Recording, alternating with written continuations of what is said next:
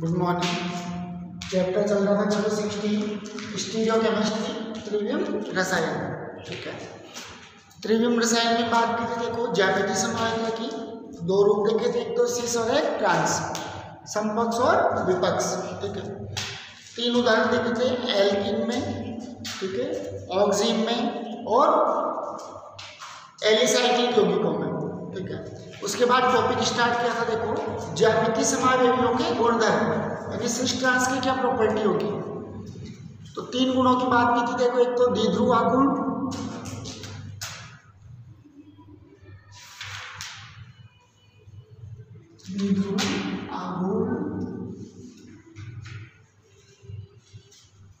ठीक है, एक बात की थी कि गलनांक और क्वथनांक की, melting point and boiling point. ठीक है, द्विध्रुव आघूर्ण, गलनांक, क्वथनांक, और एक बात की थी स्थायित्व की।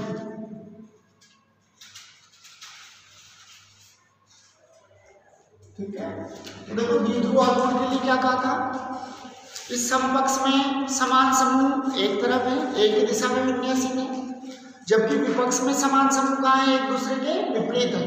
ठीक है, तो जो समान समूह एक दूसरे के विपरीत है वो एक दूसरे के इलेक्ट्रॉनिक प्रभाव को क्या कर देते हैं, उदासीन कर देते हैं। तो विपक्ष का द्विध्रुव आघूर्ण तो कितना हो जाएगा, 0। तो क्या कहा था कि समपक्ष का द्विध्रुव आघूर्ण विपक्ष के द्विध्रुव आघूर्ण से अधिक होता है। फिर बात की थी गलनांक क्वथनांक की। अब समपक्ष में दोनों समान समूह एक ही तरफ है तो प्रतिकर्षण अधिक होगा। ठीक है, जो आकर्षण बल है वो कमजोर हो जाएगा, जबकि विपक्ष में जो समान समूह थे वो एक दूसरे के क्या है, विपरीत दिशाओं में। ठीक है, जिसके कारण उनमें प्रतिकर्षण कम होगा, यानी उनके कणों के बीच में आकर्षण बल क्या है, अधिक है।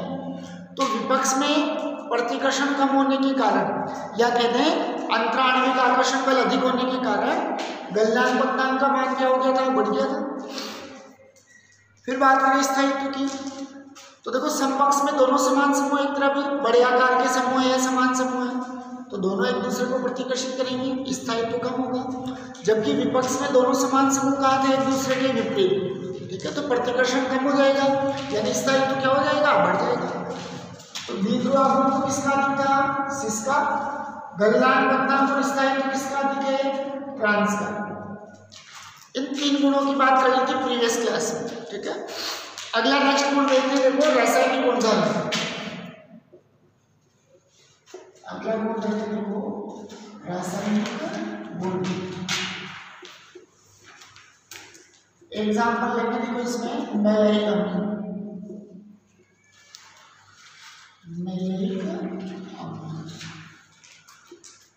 रासायनिक गुण की बात कर रहे हैं। देखो तो देखो समपक्ष और विपक्ष की बात करें तो समपक्ष में क्रियात्मक समूह, यानी समान समूह, क्रियात्मक समूह या बड़े आकार के समूह, वो कहाँ होंगे, एक ही दिशा में।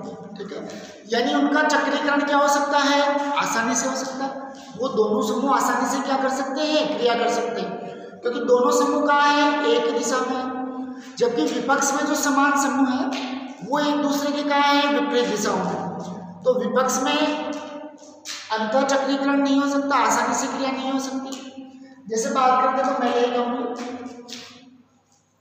COOH, CH double bond COOH और ये H। ये तो कौन से ग्रुप की बात कर रहे हैं, सिस की। ठीक है, ट्रांस की बात करें तो HCCOOH double bond CH COOH। ये तो क्या था, सिस। ये किसकी बात कर ली, ट्रांस की। फर्स्ट वाला सिस है, सेकंड वाला क्या है, ट्रांस। तो देखो मैलेरिक अम्ल में जो दोनों समान समूह है वो कहाँ है, एक ही तरफ। ठीक है, तो मान लो इस समूह को 140 डिग्री पे, 140 डिग्री सेल्सियस पे गर्म किया जाए। ठीक है, तो जब मैलेरिक अम्ल के सिस वाले रूप को, ट्रांस की बात नहीं कर रहे, किसकी बात कर रहे पहले, सिस की। मैलेरिक अम्ल का जो सिस रूप है उसको 140 डिग्री पे गर्म किया जाए। ठीक है, तो यह चक्रीकरण द्वारा, इसमें क्या होगा, चक्रीकरण होगा। ठीक है, इस तरह देखिए तो संरचना देखिए।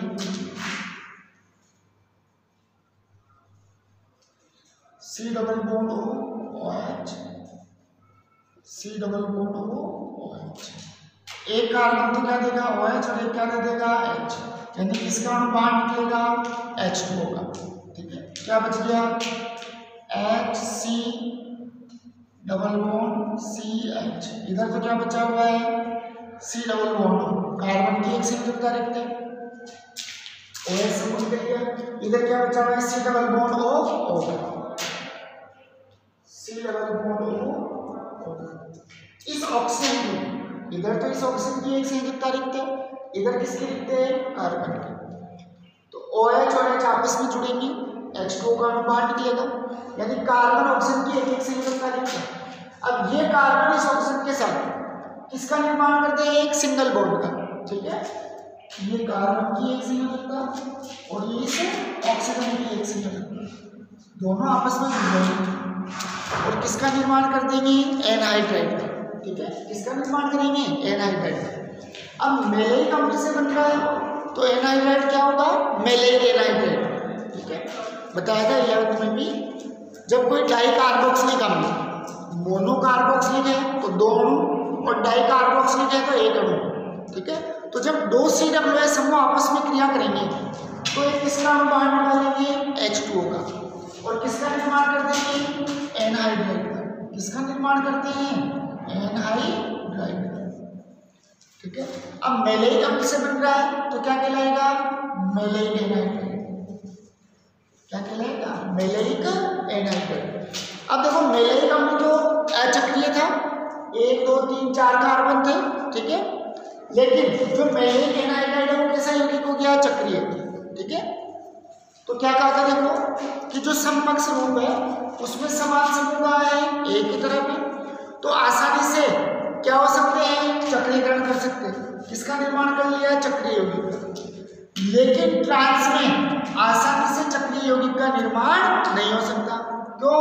क्योंकि दोनों समान समूह का है, एक दूसरे के विपरीत है। पहले 100 किलो जूल पर मोल ऊर्जा दी जाए, आया था ना ट्रांस को सिस में चेंज करना या सिस को ट्रांस में, तो पहले अत्यधिक ऊर्जा दी जाए और पाइपबंद को तोड़ा जाए।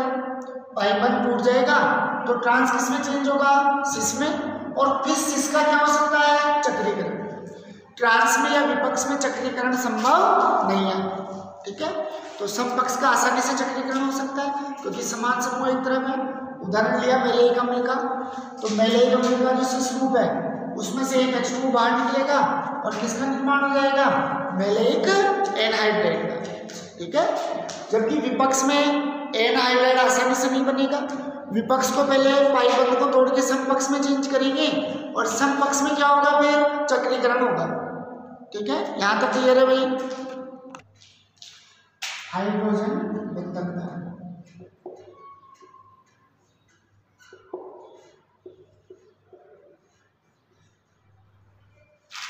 हाइड्रोजन बंधकता यानी हाइड्रोजन बंध बनाने की क्षमता।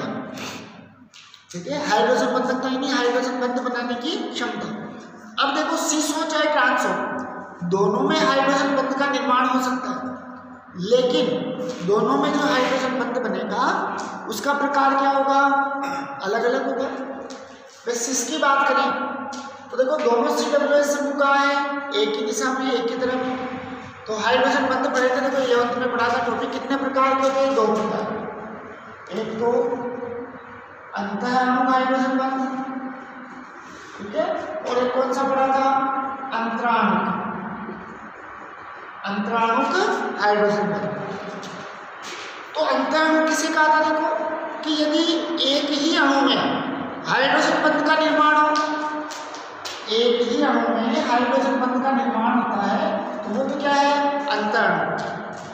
और यदि एक से अधिक मान लो 2 अणुओं के बीच में हाइड्रोजन बंध का निर्माण हो रहा है तो वो कैसा है अंतराणु। चाहे दोनों अणु समान है या अलग अलग है। तो यहाँ तो सिस ट्रांस की बात कर रहे हैं तो अणु समान रहेंगे, सिस का सिस में देखेंगे, ठीक है, ट्रांस का ट्रांस में। तो सिस में दोनों समान समूह का है एक ही तरफ, तो एक ही अणु में क्या हो सकता है हाइड्रोजन बंध बन सकता है।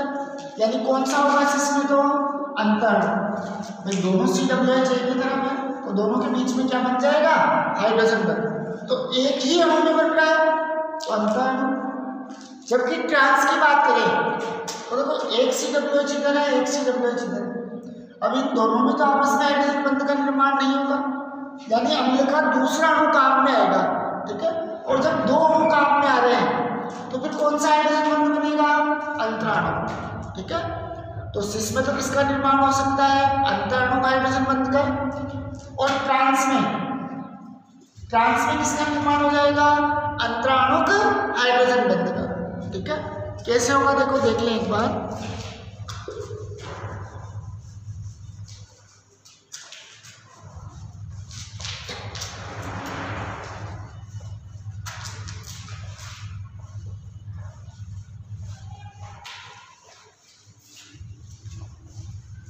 हाइड्रोजन बंध के निर्माण के लिए क्या शर्त थी? हाइड्रोजन बंध क्या है? एक आकर्षण बल है। निर्माण किस प्रकार होता है कि जब दो विद्युत ऋणात्मक परमाणुओं के बीच में, ठीक है, कौन आ जाए? एक हाइड्रोजन। तो जब दो विद्युत ऋणात्मक परमाणुओं के बीच में एक हाइड्रोजन आएगा तो एक के साथ तो हाइड्रोजन सहसंयोजक बंध बनाएगा और दूसरे विद्युत ऋणात्मक के साथ आकर्षण बल के द्वारा जुड़ा रहेगा, ठीक है। ये आकर्षण बल ही क्या था? हाइड्रोजन बल। हाइड्रोजन बल को किसके द्वारा दर्शा देते हैं? डॉट डॉट के द्वारा, ठीक है। तो जैसे मान लो मैं ये अम्ल का ही ले,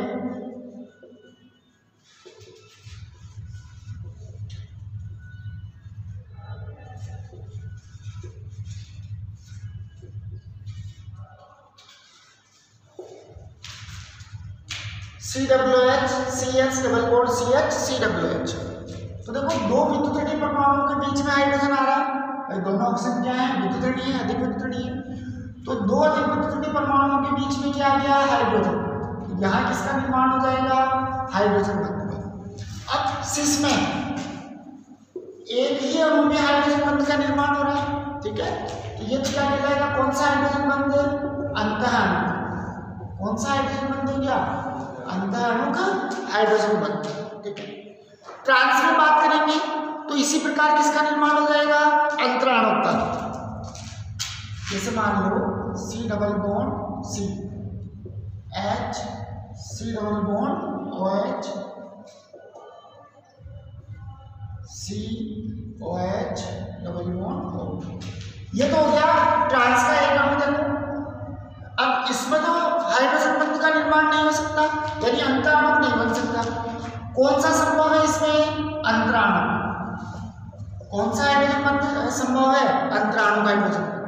तो एक अणु दूसरा अणु आ जाएगा, ठीक है। अब दूसरे अणु की बात करते हैं, C डबल बॉन्ड C, ठीक है, H, C double bond O, OH, H, C, ठीक है, डबल बॉन्ड O, OH।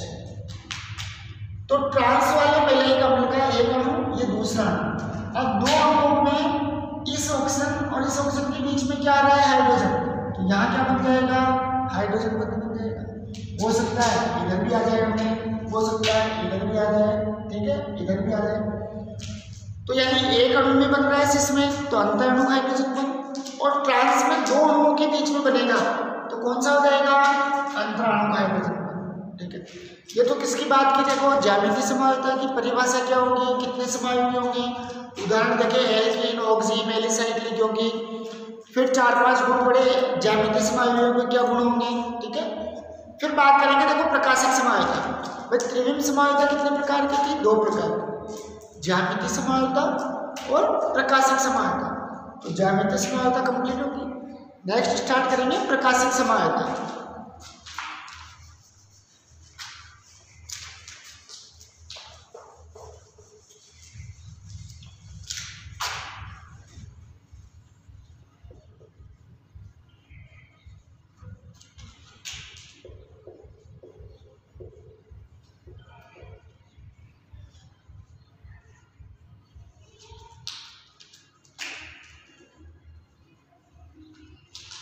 और प्रकाशिक समायोजकता और ज्यामितीय समायोजकता देखो 9th चैप्टर में ही पढ़ी थी। उपसा संयोजक योगी कोऑर्डिनेशन कंपाउंड पढ़ा था, तो वहाँ पर भी पढ़ी थी ज्यामितीय और प्रकाशिक। वहाँ देखी थी उपसा संयोजक यौगिकों में, यहाँ देख रहे हैं सामान्य यौगिकों में कार्बनिक, ठीक है। तो देखो प्रकाशिक समायोजकता की बात करें तो क्या हुआ? देखो प्रकाशिक समायोजकता की संकल्पना सर्वप्रथम किसने दी थी? Louis Pasteur. किसके द्वारा दी गई? लुई पाश्चर के द्वारा। ठीक है, सबसे पहले जो संकल्पना थी किसके द्वारा दी गई? लुई पाश्चर के द्वारा। ठीक है, फिर देखो प्रकाशिक समायोजन की बात करें तो दो प्रकार के समायोजन बन रहे थे, 9th चैप्टर में ही पढ़ा था, एक तो डी रूप और एक एल रूप। ठीक है, एक तो दक्षिण ध्रुवण घूर्णक और एक वाम ध्रुवण घूर्णक। ठीक है, और प्रकाशिक समायोजन किसे कहते थे? देखो वे यौगिक जो समतल ध्रुवित प्रकाश के तल को, ठीक है, वे यौगिक जो समतल ध्रुवित प्रकाश, पढ़ा था समतल ध्रुवित प्रकाश पीपीएल, प्लेन पोलराइज्ड लाइट। ठीक है, लहम में पढ़ा था, जो केवल एक ही तल में कंपन करता हुआ आगे बढ़े। ठीक है, क्या कहला रहा था? समतल ध्रुवित प्रकाश। तो वे यौगिक जो समतल ध्रुवित प्रकाश के तल को, ठीक है, कहाँ घुमा दें? या तो दाईं ओर या कहाँ घुमा दें? बाईं ओर। भाई समतल ध्रुवित प्रकाश के तल को या तो इधर घुमा दें या इधर घुमा दें, लेफ्ट या राइट। ठीक है, तो ऐसे यौगिक जो समतल ध्रुवित प्रकाश के तल को घूर्णित कर देते हैं, ठीक है, घुमा देते हैं, वो तो क्या कहलाते हैं? प्रकाशिक समावेगी। और इनके इस गुण को क्या कह देते हैं? प्रकाशिक समावेगी। ठीक है, या दूसरा नाम दे देते हैं ध्रुवण समावेगी। क्या कह देते हैं? ध्रुवण समावेगी। ठीक है, तो वे यौगिक जो समतल ध्रुवित प्रकाश के तल को घुमा देते हैं क्या कहलाते हैं? ध्रुवण घूर्णक, या कह सकते हैं प्रकाशिक समावेगी। और इनके इस गुण को क्या कह देते हैं? प्रकाशिक समावेगा, या कहते हैं ध्रुवण समावेगा। ठीक है, अब देखो ध्रुवण घूर्णक कितने प्रकार के थे? प्रकाशिक समावेगी कितने प्रकार के थे? 2 प्रकार के, डी और एल। ये तो पुरानी प्रणाली में किससे प्रदर्शित कर देते हैं? डी से और एल से। नवीन प्रणाली में किससे प्रदर्शित कर देते हैं? प्लस और माइनस से। पहले डी से प्रदर्शित कर देते हैं, आजकल किससे दर्शा देते हैं? प्लस से। पहले इसको एल से दर्शा देते हैं, इसको माइनस से। तो डी तो क्या है? देखो दक्षिण ध्रुवण घूर्णक, डी तो क्या है? दक्षिण ध्रुवण घूर्णक। और एल क्या है? वाम ध्रुवण घूर्णक। एल क्या है? वाम ध्रुवण घूर्णक। तो प्रकाशिक समावेगी कितने प्रकार के? 2 प्रकार के। ध्रुवण घूर्णक कितने प्रकार के? 2 प्रकार के। एक तो दक्षिण ध्रुवण घूर्णक डी रूप या प्लस रूप, एक वाम ध्रुवण घूर्णक एल रूप, या क्या कह देते हैं आजकल नवीन परंपरा में? माइनस रूप। दक्षिण ध्रुवण घूर्णक किसे कहा? समतल ध्रुवित प्रकाश के तल को दाईं ओर घुमाने वाले, ठीक है, समतल ध्रुवित प्रकाश के तल को दाईं दिशा में घुमाने वाले क्या कहलाते हैं? दक्षिण ध्रुवण घूर्णक। और समतल ध्रुवित प्रकाश के तल को बाईं दिशा में घुमाने वाले क्या कहलाते हैं? वाम ध्रुवण घूर्णक। क्या कहलाते हैं? वाम ध्रुवण घूर्णक। तो परिभाषा क्लियर है भाई? वे यौगिक जो समतल ध्रुवित प्रकाश के तल को घुमा देते हैं, घूर्णित कर देते हैं, क्या कहलाते हैं? ध्रुवण घूर्णक, या क्या कहते हैं? प्रकाशिक समावेगी। और इनके इस गुण को क्या कह देते हैं? प्रकाशिक समावेगी। ठीक है, अब प्रकाशिक समावेगी कितने प्रकार के? 2 प्रकार के। एक तो दक्षिण ध्रुवण घूर्णक और एक वाम ध्रुवण घूर्णक। ठीक है, दक्षिण ध्रुवण घूर्णक है तो समतल ध्रुवित प्रकाश के तल को कहाँ घुमाएगा? दाईं दिशा में। और वाम ध्रुवण घूर्णक है तो समतल ध्रुवित प्रकाश के तल को कहाँ घुमाएगा? बाईं दिशा में। ठीक है, या तो दाईं दिशा में घुमा दे या कहाँ घुमा दे? बाईं दिशा में। तो 2 प्रकार के होंगे, डी रूप या प्लस रूप, एल रूप या माइनस रूप। ठीक है, समतल ध्रुवित प्रकाश के तल को बाईं ओर घुमाने वाले क्या हो गए थे? वाम ध्रुवण घूर्णक। ठीक है, अब देखो श्वेत प्रकाश की बात करें तो जो श्वेत प्रकाश है, ठीक है, कितने रंगों का मिश्रण है? 7 रंगों का।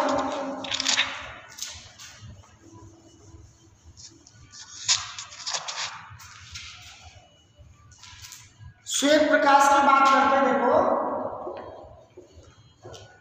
कितने रंगों का मिश्रण है? 7 रंगों का। और शायद 9th और 10th में पढ़ा भी था वर्ण विक्षेपण। ठीक है, जब प्रकाश को प्रिज्म में से गुजारा जाता है, ठीक है, जो लाइट थी, प्रकाश था, ठीक है, किसमें से गुजारा जाए? प्रिज्म में से। तो कितने रंगों में विभक्त हो जाता है? 7 रंगों में विभज्योत, या कहें बेनिया डाला।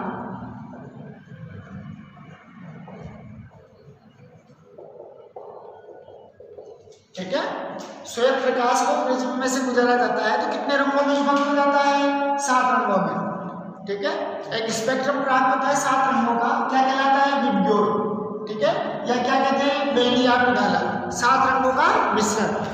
तो जब श्वेत प्रकाश को, ठीक है, किसी प्रिज्म में से गुजारते हैं तो वह अपने अलग अलग रंगों में विभक्त हो जाता है। ये प्रक्रिया क्या कहला रही थी? देखो, वर्ण विक्षेपण। क्या कहला रही है प्रक्रिया? वर्ण विक्षेपण कहलाती है। तो दिया हुआ है, देखो, श्वेत प्रकाश 7 रंगों का मिश्रण होता है। ठीक है, जो प्रिज्म से गुजारने पर 7 रंगों में क्या हो जाता है? विभक्त हो जाता है। ठीक है, तो ये प्रक्रिया क्या कहलाती है अपने पास? वर्ण विक्षेपण।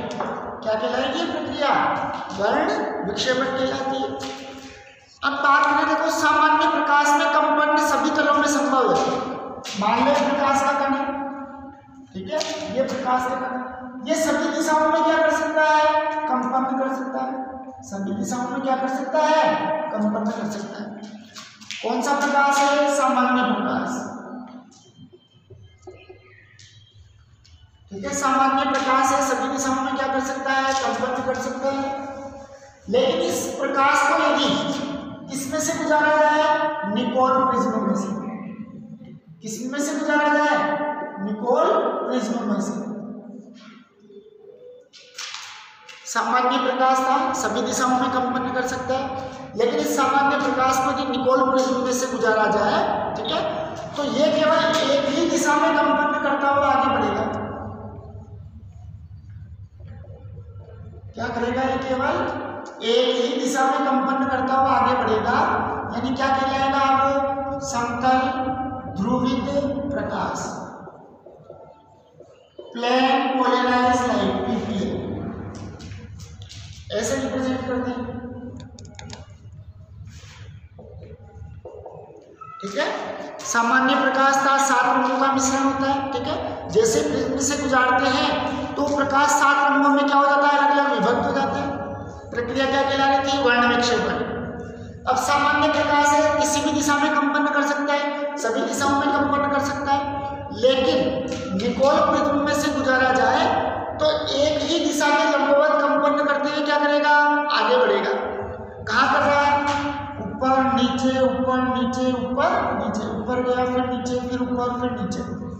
तो जब सामान्य प्रकाश को किसमें से गुजार रहे हैं? निकोल प्रिज्म में से, तो अब प्रकाश कहाँ गति कर रहा है? केवल एक ही तल में, एक ही तल में कंपन करते हुए क्या करेगा? आगे बढ़ेगा। तो ऐसा प्रकाश क्या कहलाएगा? समतल ध्रुवित प्रकाश। ऐसा प्रकाश क्या कहलाएगा? समतल ध्रुवित प्रकाश। ये वाला। अब देखो, समतल ध्रुवित प्रकाश के तल में कंपन हो जाए, ठीक है, मान लो डी आया दक्षिण ध्रुवण गुंडक या वाम ध्रुवण गुंडक में से गुजारा जाए। ठीक है, तो या तो प्रकाश के तल को इधर घुमा दें या प्रकाश के तल को इधर घुमा दें, या तो कहाँ घुमा दें? बाईं ओर। ठीक है, कहाँ घुमाएंगे? बाईं ओर, या कहाँ घुमा दें? दाईं ओर। बाईं ओर घुमा रहे हैं तो वाम ध्रुवण गुणक और दाईं ओर घुमा रहे हैं तो दक्षिण ध्रुवण गुणक। ठीक है, सामान्य प्रकाश था, निकोल प्रिज्म में से गुजारा, किसका निर्माण हुआ? समतल ध्रुवित प्रकाश का। ठीक है, यानी प्रकाश केवल एक ही दिशा में कंपन करता हुआ क्या होगा? आगे बढ़ेगा। ठीक है, अब ये मान लो इसको ध्रुवण गुणक के विलयन से गुजारा जाए। ठीक है, अब विलयन में यदि मान लो वाम ध्रुवण गुणक है तो समतल ध्रुवित प्रकाश के तल को कहाँ घुमा लेगा? बाईं दिशा में। ठीक है, और मान लो दक्षिण ध्रुवण गुणक है तो इस समतल ध्रुवित प्रकाश के तल को कहाँ घुमा लेगा? दाईं दिशा में घुमा देगा।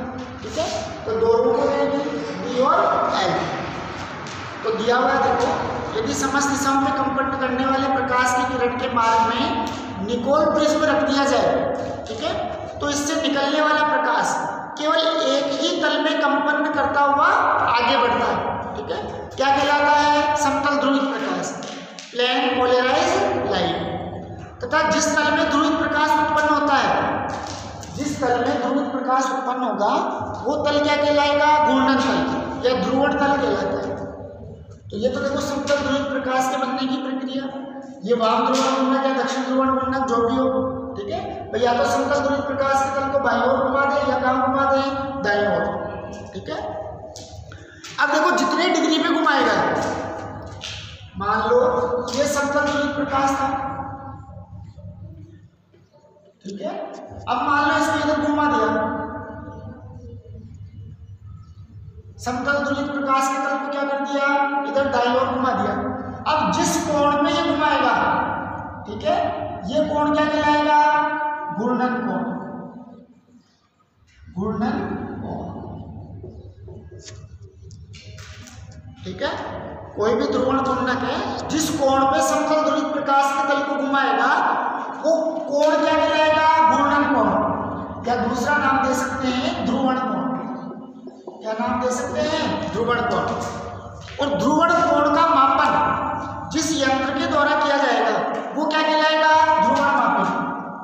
क्या कहलाएगा, वो ध्रुवण मापी कहलाएगा, ठीक है।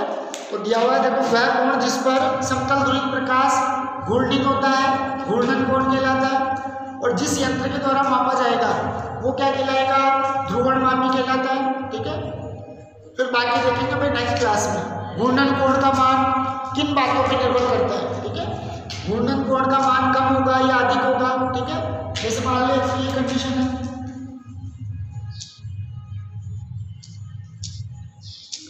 एक तो घूर्णन कोण का मान ये है कितने डिग्री पे घुमा रहा है।